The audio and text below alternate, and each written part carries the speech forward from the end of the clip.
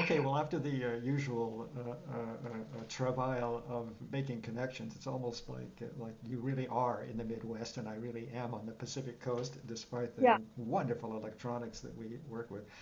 We are connected, and I'm having a great talk. I know it's going to be fun with mezzo-soprano Sahar Hassan, and we're going to be speaking about your 2018. Is this your first CD? Yes, it is. Aha!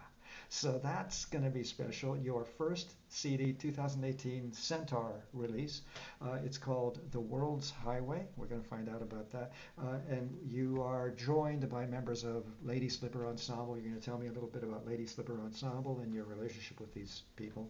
There are some great transcriptions, some wonderful transcriptions, but get a load, everybody, because I know a lot of musicians are out there at this repertoire. And of course, I'm going to ask you how you possibly could have, thrown cards at a or whatever spaghetti at a wall to come up with this. The nightmare of creating a program. But here are the composers on this CD of chamber music with voice for the, and diverse instruments. Um, Called The World Highway. I'll repeat that. Listen to these composers: Alberto Inastera, Cecil Chaminade, Kurt Weill, Charles Ives, Andre Previn. Hello, everybody, put up a big star there. That's an intriguing little piece by Andre Previn, a wonderful. I've never heard it before. Javier Montsalvat. I hope I got that right. Kind of Yeah. part Czech almost with that TGE at the end. Federico Monpo and Manuel de Falla. Now, songs, and we'll talk about it, but it's just an amazing, wonderful, diverse piece of programming that you put together. It must have taken nightmares and months. And I'll let you talk in a second, and just let's make sure I mention the musicians that join you on this CD. Helen Chang, violinist, Jane Cordes O'Hara, cello. Let's see, Kristen Bruya, bass, and Oleg Bruja. Bruya, Hmm. the ya. Okay, let's try again. Kristen Bruya, bass, and Oleg Levin, pianist. How they do? Yes. Okay, You- Great. let me just do a little quickie, and then we're gonna go right to the I don't know. I think the backstory because I love backstories. Mezzo soprano Sahar Hassan, Egyptian American. And I found out a couple things that I know people are going to want to hear about this. Got your master's degree at the New England Conservatory of Music, studied at conservatories, in Europe and so on, and you've taught at several colleges. You're presently in St. Louis, and I always want to ask how come. St. What? Paul. What did St. I say? Paul. St. Louis? So sorry, St. Paul. Ah, St. Paul's much better than St. Louis. Thanks for catching that. Okay. And you're presently on the voice faculty at McNally Smith College of Music in St. Paul, Minnesota. So that's and you also because it's the important aspect of how these things happen. You received an artist initiative grant from the state of Minnesota to make this recording in February, and it was released in February 2019. So it's well, let's just kind of start there, and then we'll move back. Which is, I know I ask people all the time, but a little quickie overview so it doesn't get to be too awful. But this whole thing about putting together a CD, it's not like, hey, let's put together a CD. It's complicated. It takes time and money. Give me a little overview of the seed and how the CD came to be. Well, I applied for a grant here in Minnesota, the Artist Initiative Grant, and it's partially funded by the voters of Minnesota through the Arts and Culture Heritage Society and also the National Endowment for the Arts. So I applied for this grant, and I had always been planning to make a CD of chamber music. It's what I love to do the most is chamber music with my friends around me. And I was very fortunate to be awarded this grant, and then we went from there. So I had been thinking of the programming for a little while, um, and I presented that in my proposal and went from there. And I did mention that this would be a project for my first CD. And in the state of Minnesota, we have a wonderful legacy amendment, which includes the arts, support for the arts in the Constitution of this state. And it's Wow. one of the best places to be, really, as an artist, to receive financial support in that way, awards, grants, in so many ways. So I feel very fortunate. And so they really do make the funds available, and they really are looking for artists to grant them these awards. By the way, you To just made me think happy thoughts of long, long ago, back in my youth in the 70s when CETA grants, Comprehensive Employment Training Act grants, and all kinds of other grants in the 60s and 70s were so available from the federal government and otherwise. And I really thought it had, pretty much dried up. And you have just told me that Minnesota is still going strong. Yeah? Yes, it's actually number one after New York as far as that's concerned, giving grants. And in fact, it's used as a model. Minnesota is used as a model for grant giving, and in fact, some folks from Boston I know have come here to learn about it. So it's really very wonderful place to be in that sense, and it's very vibrant art scene in the Twin Cities. Really, Oh, per yes. capita, it's almost more than a place like Boston, which is also very vibrant. But there's just something going on, several things going on every night of the week. You name it: Oh, nice. music, visual art, performance art, dance. It's just very busy. It's very difficult for people to choose what they want to go to. Yeah. Well, thanks for telling us all of this. That opened my eyes quite a bit more about. Of course, we all know Minneapolis, St. Paul, major metropolitan area, so of course it would be busy. But my formative years were in Seattle, and it still is a very dynamic city. Even little Santa Barbara here is quite dynamic. Music Academy of the West and symphony and opera and everything Yes. else. So it does, if demographic and in terms of the education level of the populace really is very, very important. So Minneapolis, St. Paul is clearly a high-end intellectual center to Yes. support the arts like that. Why don't we just, I always fantasize. I want to talk about the program and how you came to put it about. So we've talked about the funding. So you get the funding, then it's like, my God, I have 57 minutes or something to fill. What do I do now with 800? I'm seeing people, the fantasy of people with stacks of music. How I knew you said you already had an idea, but how long did it take you to get to that idea? See what I mean? What's the selection and elimination process? Yes. And some of the Mompu songs are songs that I had loved for so long and wanted to do them, and just really didn't get the chance or didn't quite find the people I really wanted to work with. And same with the Faya, although the Faya is 7 songs are done quite a bit in a variety of combinations, and they exist for violin and just for cello. Um, I my vision, it was maybe since 2012 or something that I wanted to have some sort of arrangement that would feature all the instruments that most of the instruments that Faya wrote these pieces for individually. And so that was my idea when I asked David to do it. So we had an idea of doing an arrangement, just maybe something only for cello, and then the voice would do a song, and then the violin, and then we said, no, let's put it all together. Um, I'm just trying to and find David's full name. Let's talk about David while we're there. okay, This amazing, an American composer, and yes, in this case, doing these wonderful arrangements for you. And let's just stay there for a bit. Tell me about how you met David, and give us his full name because I can't find it in my okay. notes here. It's David Evan Thomas, and he is a wonderful composer, really much beloved here in the Twin Cities.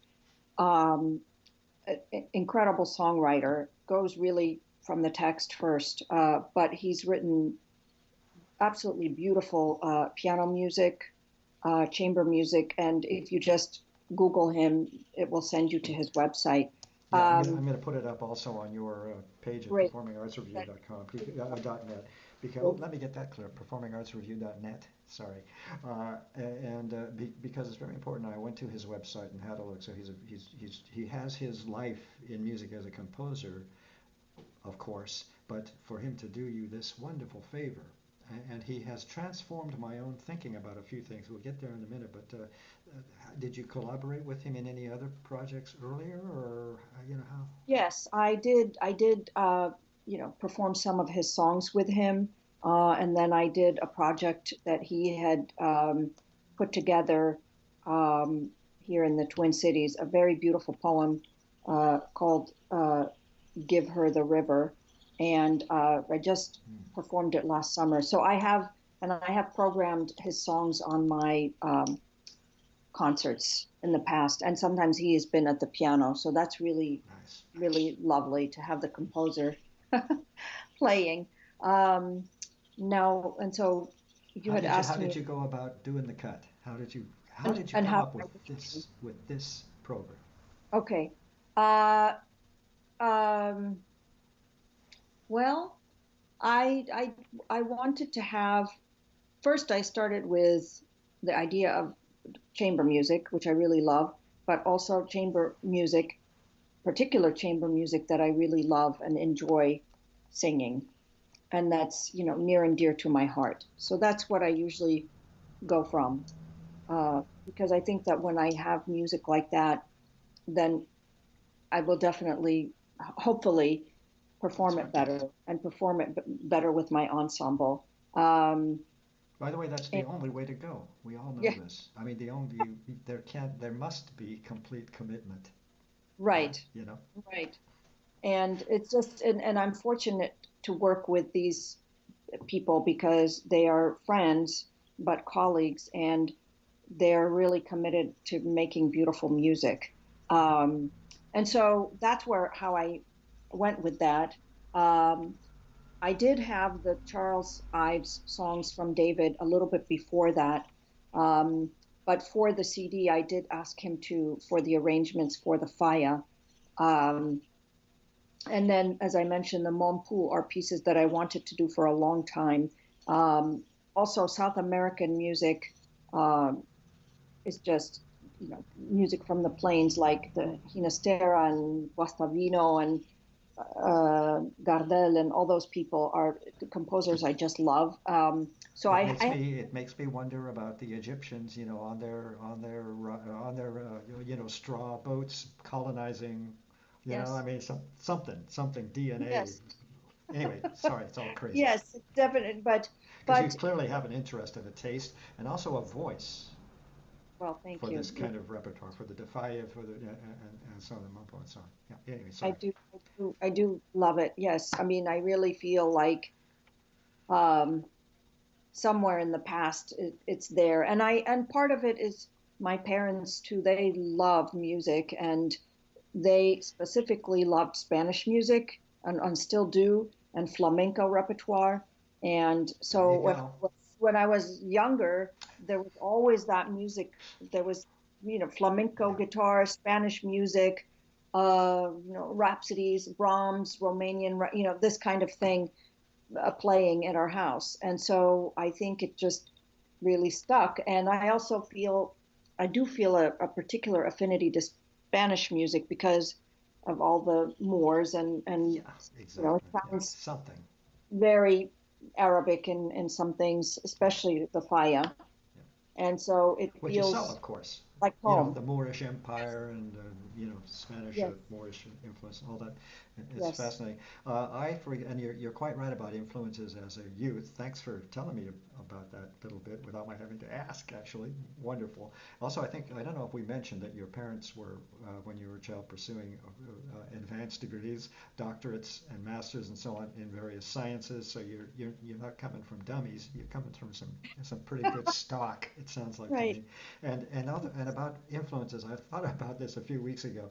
My influences, a tiny kid, these things happen when we're 4, 5, I think, Yes. really, Yes. were the 78s of classical music. And then there was Dan the Fireman.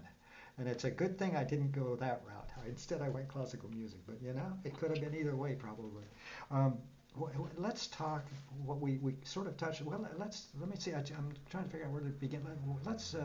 I have put triple stars after Alberto Inastera's from the Dos Canciones Zamba. I hope I'm pronouncing them halfway reasonably. But I love. By the way, this CD. This is what I was going to say. This CD is music, of course, and voice and lyrics. But you said earlier, and this has been very powerful in my own life, the words before the music. And in this CD, I realized is all about the words, really. And we'll talk about that when we speak about the eyes. I had no idea. I don't think I had ever read a particular poem that is so important in one of the eyes pieces. So, let's just look at the Alberto Inastera because here's the little passage. Speaking of gorgeous writing, quote, even the stones on the hillside and the sand in the sea tell me not to love you, but I cannot forget you. That's love for you? But I mean, even the stones on the Yeah. hillside and the sands of the sea tell me, don't do it, don't do it. Wonderful. How is Inastera in terms of preparation and you obviously feel comfortable with this repertoire, but just Yes. looking at these two Inastera pieces. Uh, I mean, we started actually the recording session uh, with these because they are really probably some of my favorite, and I wanted to put them right at the top of the beginning of the CD. Um, I do feel like when I sing them, people will say, "Oh, you really like those pieces. You really like, you know, this composer." And I say, "Yeah, I it's something grabs me. Um, I mean, the chords, the text, because these are folk tales, a lot of folk songs in a way, folk poems, folk rhythms. They're dance rhythms from the plains of Argentina, and I really can envision it, and it just, I don't know, takes over me. So The somehow, whole CD is narrative for sure. yeah, Narrative, narrative, and more narrative, and I think you yes, are splendid at that's that. the way to, thank you. Uh, This, so, for example, the Kurt Weill piece, I'm just looking at it, I can't even pronounce the title really, Yokali. Yokali, it almost looks Indonesian or something, but it's a tango habanera. yes, So, it is. the land of our desires, piano, fiddle, double bass, and so on, another wonderful arrangement. And it's a fascinating narrative. Do you remember, can you give us a little overview of this story? It reminds me of the music reminds me, as I mentioned earlier, of kind of that period of the rise and fall of the city Mahagoni. Yes, There's that period between the wars, something. Give me a little idea of yes. Kurt Weill and this song. Kurt, Kurt Weill, he wrote this song as because Germany, when he was leaving Germany, was no longer the Germany he knew, um, and he was trying to flee Nazi Germany. And um, but he wrote this song really as a kind of a nostalgia for the home he once knew, or the place that was beautiful where he grew up. And it was also just really maybe a little bit about what's happening during war, and that things were not the same anymore as when people were growing up. That things were beautiful. Everything was everyone was in love, as the text says. Friendships were there. There was trust, um, and people sometimes get desperate during war, and they don't see um, what's to come. And so, for hope, there's this place called Ukali, and you dream of this place, and perhaps you will go there, and this beautiful fairy will take you around, and you will find that the love and the friendship again. And The land of our but desires, yes, maybe that land and of our desires. lives and desires. But in the end, because there's so much desperation during war, feel well. That's it Well, really doesn't exist. let me quote from the text. Quote, and life drags us along tediously, day Mhm. by day. Ow. Yes. That's Mo- mahagone, all right. Yes, it is. Yeah. Now, okay, it's time for Charles Eyes. This are and let's look at the three songs from the three songs. The Housatonic at Stockbridge is the first. You know, I'm an orchestra conductor. I know it as an orchestral piece all these years. Uh, Geez, do I embarrass myself? I had no idea there was a poem associated with it, and or I saw that and couldn't have cared less because I was, you know, flapping my hands or something, you know, in one's youth. So I was just absolutely blown away by the poem. That is this the one that Ives wrote himself? I think there's another one that he wrote by himself. Go ahead, give us an overview of all of the three, Um, but particularly the Housatonic at Stockbridge. the reason I picked um, these three pieces uh, and had David Evan Thomas arrange them for us um, is, well, I do have a memory from that part of the country because I was in Boston for quite some time, and I did work at Tanglewood for several summers, and I taught in a kind of an inner city outreach music program. But I also lived with a friend very next door to Tanglewood. I just took a little path from the Mm.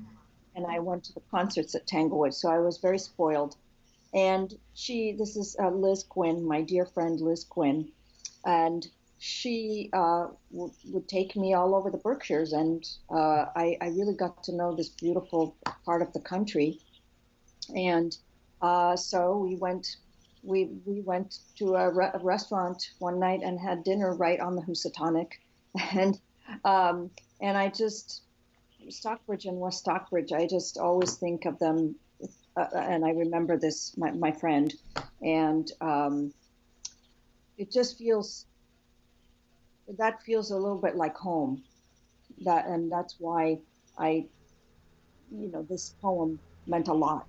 Um, Quote, to me. contented river. Yes, yes.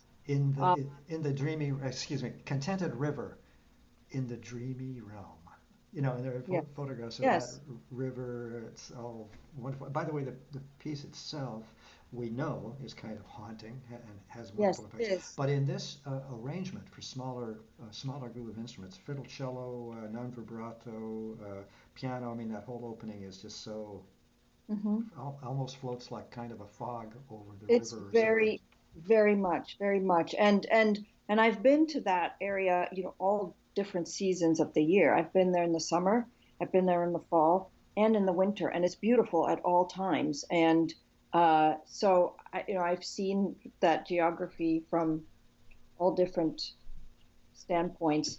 Um, and then the things our fathers loved. That's his poem. That's the one Yes. that he wrote the poem for. Excuse me for interrupting, but yeah, there you go. Now we got to straighten out.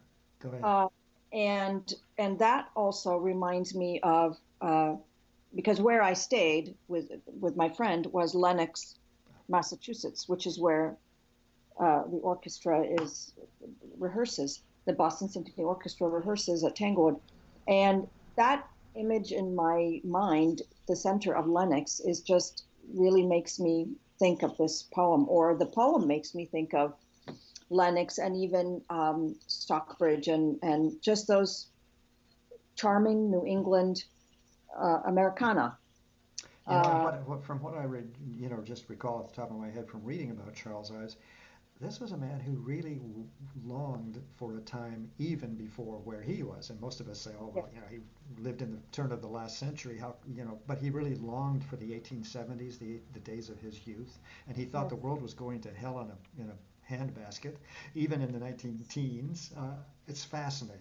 And so this is yes, really a great piece of reminiscence. And it's in, as you mentioned, it's in a kind of, is this the kind of parlor song idea? yes. Yeah. This one and the World's Highway, and they're just yeah. I just see the gazebo. I see the band Yeah, going down yeah. the street on the 4th of July, and um, and then as far as the World's Highway, that's definitely home. It's like when you go home, you go. Obviously, that's what the song is. I went and did the things I wanted to do, didn't want to be home for a while, and saw all kinds of things that maybe I didn't necessarily want to know or see. And then you come back home to the familiar, your family, your friends, where it's comfortable. And so those three songs together uh, really do express that um, comfort of home for me, and also this time for me with my friends in the Berkshires too. Yeah, and not only that, it just you just reminded me of what I'm looking at my notes here, but being comfortable. I hope I can make this analogy work, but you are comfortable, and that's exactly how your voice sounds. Oh, As thank you. if you are so comfortable with everything, and I mean all the sub basements, the backstories, the whatever, the philosophy, everything about these songs, that your singing is so comfortable. And I made a note, I think, about a World's Highway. 1892. It's that era. But your singing, the high range is on wonderful display here, I think. And you're a mezzo. And also, of course, that wonderful rich low registers. And I have a note, all good. Okay, So there. good. All Uh, right, Now, thank you. let's see. How are we doing for time? Let's see. What do you want? I'm just looking down the list here. Maybe we'd better. Maybe I should ask you at this point. What do you think? Do you want to talk yourself? Do you have a couple here that you'd really like to speak to before we wind it down? Maybe the Dafaya. What do you think? I don't know. Okay, Well, sure. or the Monpou. What? It's such a rich choices here. Yeah, they are. And I just to uh, that's thanks to the composers, nothing else, but no one else. But just a comment you made. I appreciate that you made that comment about that I do. It's some things that are higher and some things that are quite low down in the chest voice, especially for the faya on the polo. But one thing that I always feel is that I don't want to sing in the same part of my voice all the time. And so I like to try to just explore all the areas um, because I think that offers a variety for me and it offers a variety for the listener's ears. Um, and there's different qualities that can come through um, from exploring the whole range. Color, Rather, color, color, and more color. yes, exactly. And, Thank and not only that, you're an opera singer. You know Right, what I mean? right, So the range demands are all over the place. right, Yeah. right. Yes, yes. Well, so what do you want? Let's toss a coin. What do you want to talk about as our the last piece that just really what in this whole CD just nailed you? We've probably talked about all of the ones that really nailed you, but is there anything? I'm looking again at the Manuel de Falla, maybe the Monpeu. I hadn't. Go ahead. Sorry. No, no, I'm listening to you. No, you get to choose. I get to Oh, pull out of this one. uh, the Monpou has always been kind of haunting to me, and from many, many years ago. And one of my first voice teachers said to me, "Do you know this composer, Monpou?" And I said, "No, I don't." And then it just kind of stuck with me. And we would go back in her little room, and she had very old, old, old records that she would play for me, and so that was very special. I got to hear all kinds of singers from another era altogether.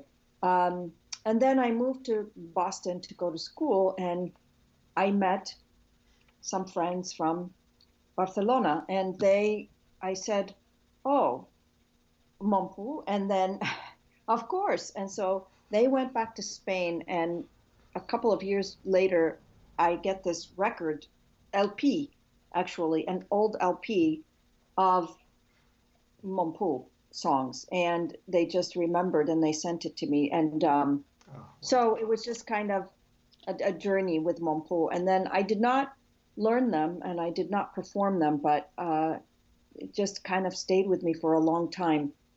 Uh, I do uh, love the poetry that Monpou set the music to, um, the dreaminess of it, uh, uh, Like, for Joseph. example, I can't resist this. Let me have my narrative thing again. Like, for example, again, I guess this is the second one. I imagined you are like the sea. I mean, just those. What is Hmm. that? 7 words, and my Yeah. whole my imagination runs havoc with just those few words. That's one Yes. poem. And in my own experience, I had never heard of the guy at all until I was, well, way too old to have known better. And it was the piano music.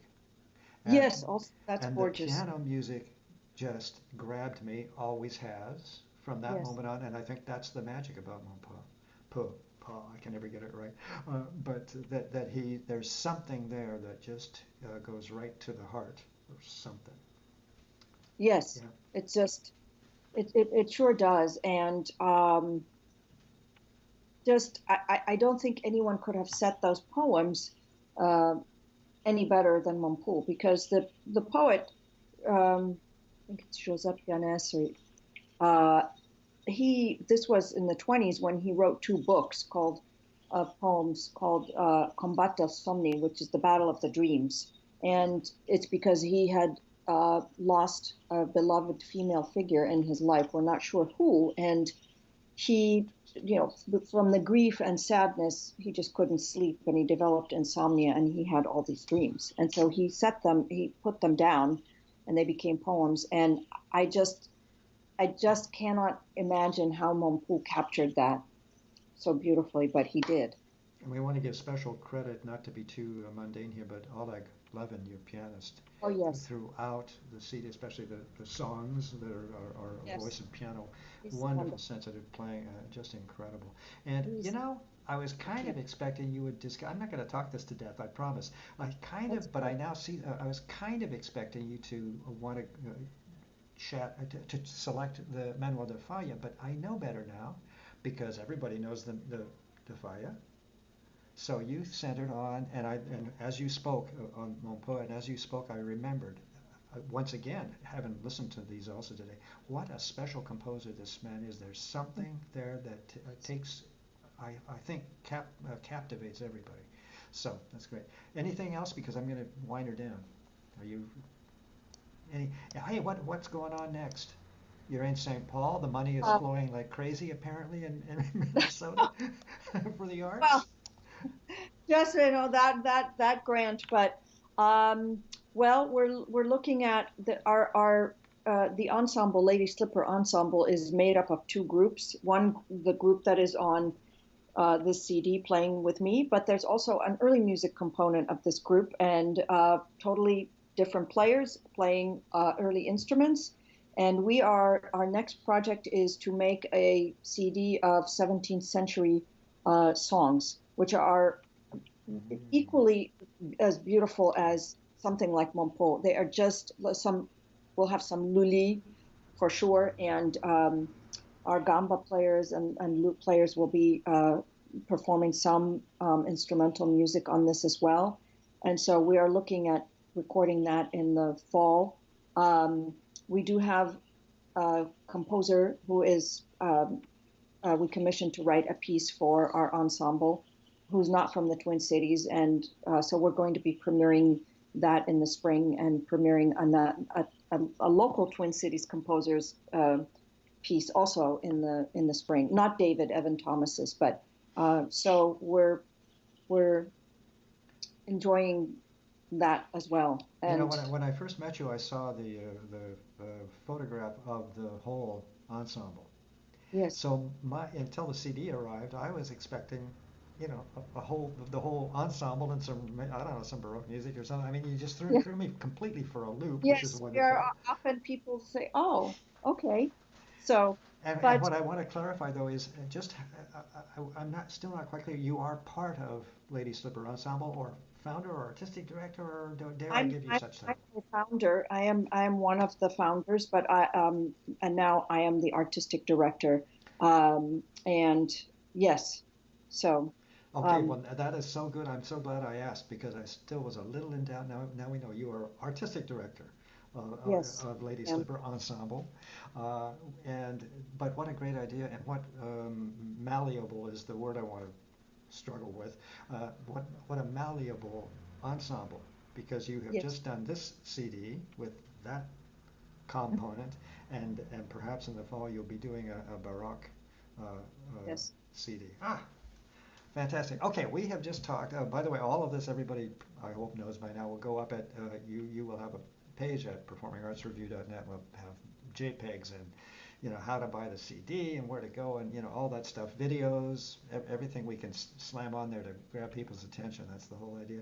We we're going to wind it down now. Mezzo soprano Sahar Hassan, wonderful chatting with you.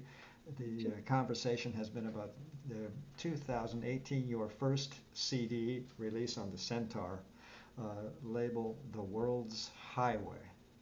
By the way, wonderful cover, very evocative, speaking of the World's Highway, with members of Ladyslipper Ensemble. Um, Thanks very much for giving me some time at the crack of whatever, 11 o'clock now where you are, I think, something like that. Anyway, great talk. We'll be in touch. I owe you a review, not tomorrow. I'm way behind on reviews, but it'll happen. And Oh, I'll try and get this up in the next couple of days. thank you, Dan. It's wonderful to talk with you, and thank you for your interest in the music and ensemble and what I'm doing. Appreciate it. Perfect. Okay, bye-bye. Good night. Bye bye.